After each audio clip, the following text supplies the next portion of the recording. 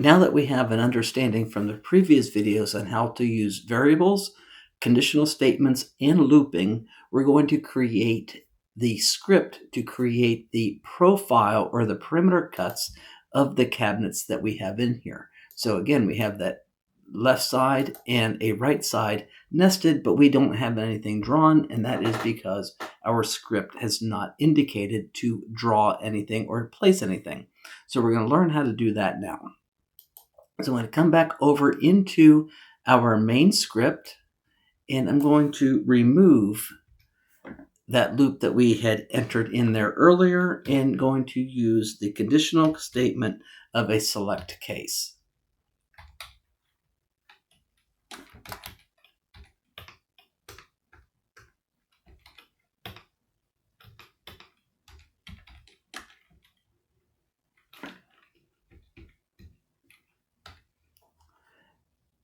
Select case, we're going to be looking for the part name, and now putting in a case of, we'll call this a right side. I believe that's what we had, base right. So when the part name is equal to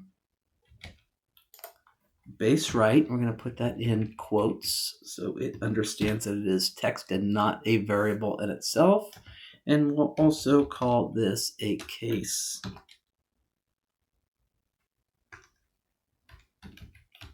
Else. So a case else means that if it doesn't match up to any of the other cases, it's going to fall here. So we're going to say a message box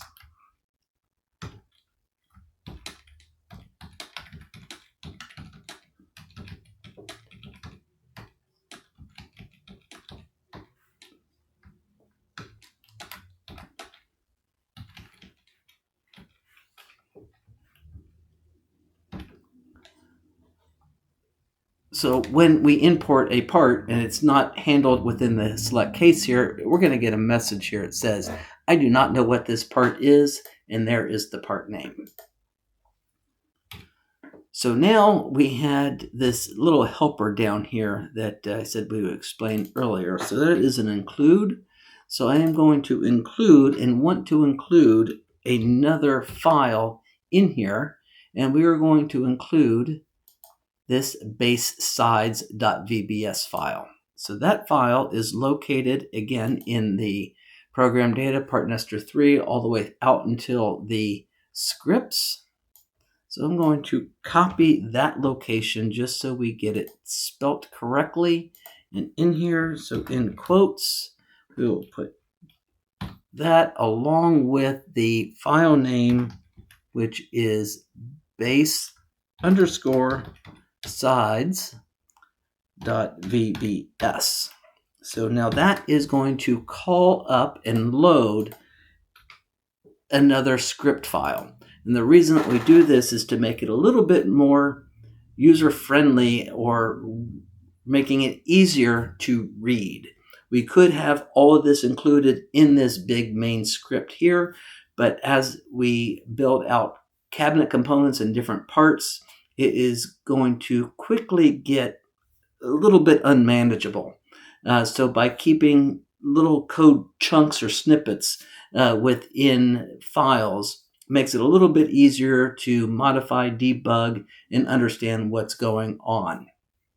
So once we get called here, we're opening up the base sides. We're going to jump over and take a look at what is here. And I've already created one subroutine. Again, a subroutine is a made-up word. This could be base sides forever or base sides do this. It made-up word. So within that subroutine, I'm going to copy that and call that within our script here. So to verify that we are even getting over into this section, I'm going to do a message box and say, made it here. So this is just going to confirm that our file loaded correctly and our code is reaching this point. So coming over into the nesting, I've already loaded that CSV file with 2 parts. So I'm going to go to Tools, then Nest.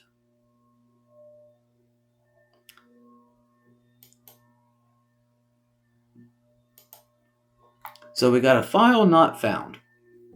So that file not found message is this script right here. So I am assuming that I got something spelt incorrectly or did something that's not quite right. So to verify that I have that right, going into the part scripts, there is the file that we want to include. I'm going to copy this and paste it up into, so I could do a Control C on the entire wording and coming in and pasting that there. So now doing a nest. Hopefully that was it. And we made it here. That is good. And that is the part unknown for the base left. So what's happening here, again, is it's hitting the part name. If it is a base right, it is going to run this code. Otherwise, if it is not a base right, it's going to run into this. And that is something that we have not set any other conditions for other than the right side. So now that we know we are getting to this location, I am going to remove that message box and call in the perimeter. And we, just so we could see that this is a made up word, I'm going to say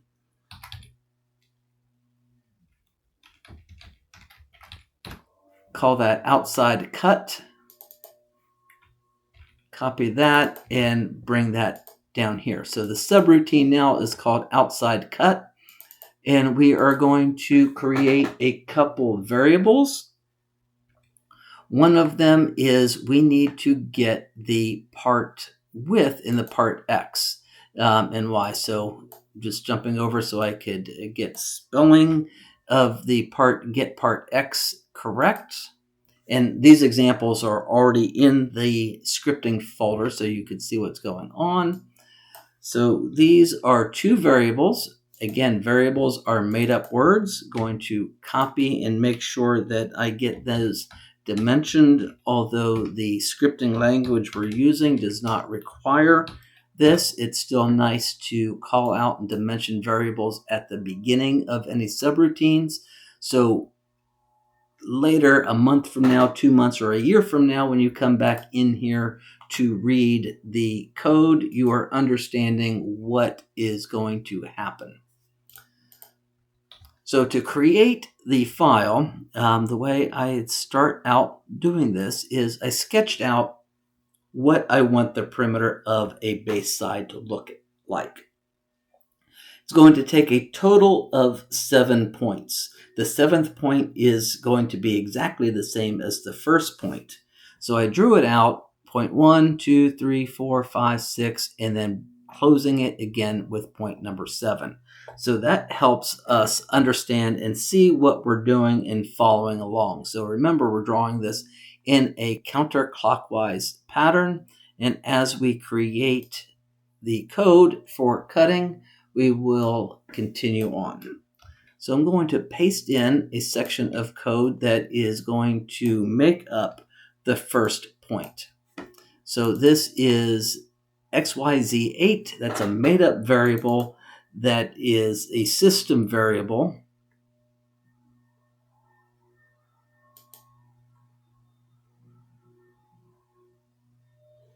The XYZ8 is a system variable that is going to allow us to give us an XYZ point. So our first point, point 0, is going to be drawn at X0, Y0 with a depth of 3/4 or 0.75. Once we did that, we are adding a line segment or a point to the system variable so it knows to draw that point. So we're going to continue this around. I'm going to call that point number 2.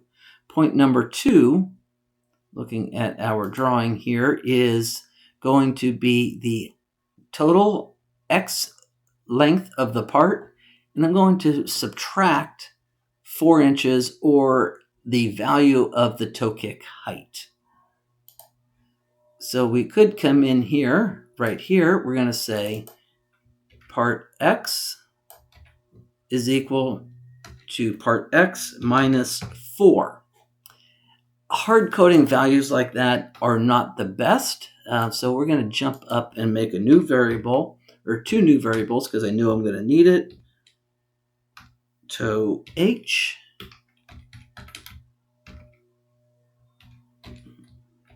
and again, made up variables and like that. So I'm going to say toe depth and going to give those values here. The height is going to be 4 inches and the depth we will call 3.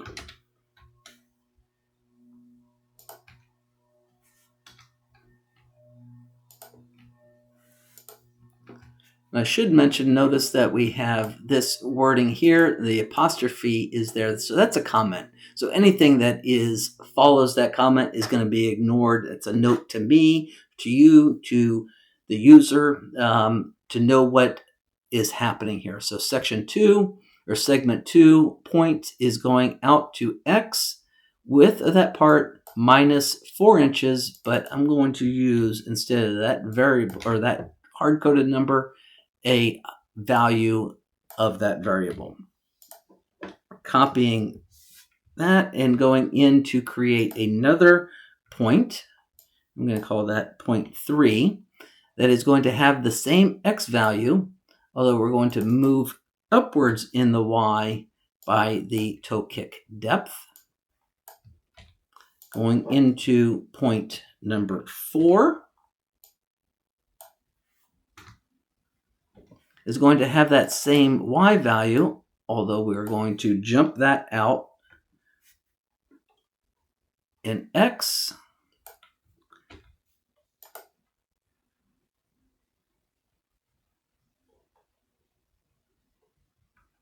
And this is the reason for doing that drawing, just so we can make sure that we're getting it right. That is segment 4. Jumping over and looking at the section. So 4, yep, it needs toe kick up and over the full width in the X direction. So segment 5 is going to be the upper right or the bottom back of that base cabinet. So again, it's going to have the part X, and we're going to replace that toe kick with part Y. Moving on to number 6 in our line segments.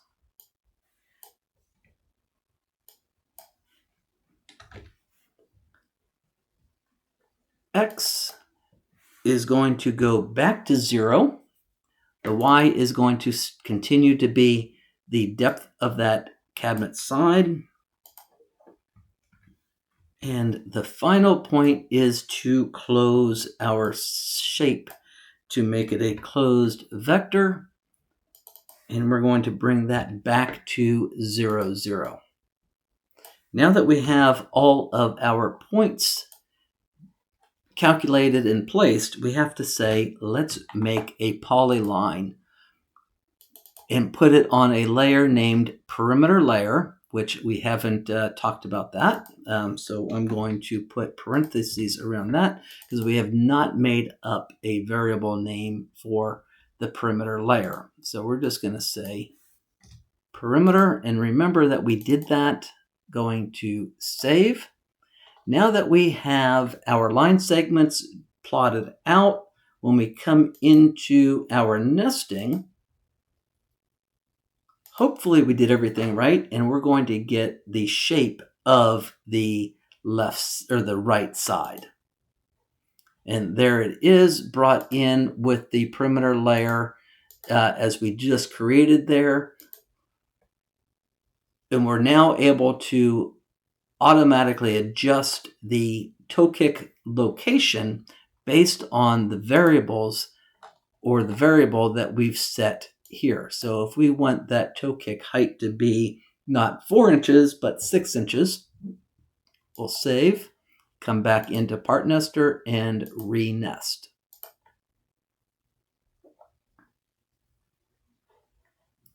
We still need to handle what that left side is, and there we could see that that is done.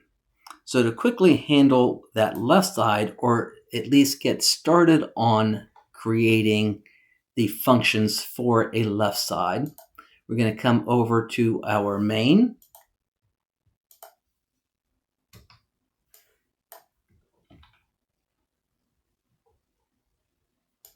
Going to set another case, and this time we're going to call it base left, and it needs to use and will use the same file that we have here to include. So instead of loading it again, I'm going to bring that up out of the condition and load it at the beginning of the file.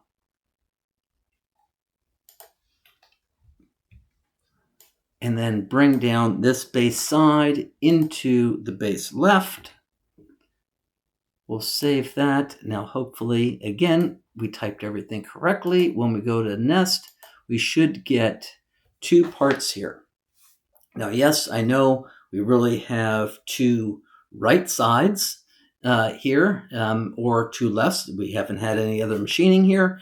But in our next video, we're going to learn how to take these sides or these parts and create a mirror image of that. So hopefully this helped you advance in understanding how to create line segments or closed shapes. We're able to use this same process to create dados or any other lined features that we need within that. And we'll have future videos that will show us how to put some dados into the part of the sides.